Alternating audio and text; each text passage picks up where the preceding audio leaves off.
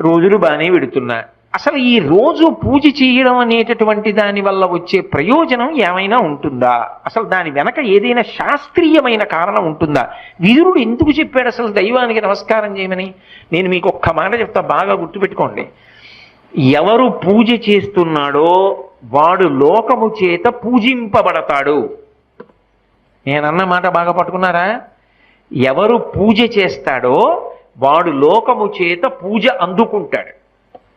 అదేమిటండి మీరన్న మాట మాకు బాగా అర్థం కాలేదు, మీరు ఏదో అన్నారు బాగుండదని అన్నాను అంతే అంటారా? మీకు వివరణ చేసే ప్రయత్నం చేస్తా. పూజ అంటే ఏమిటి?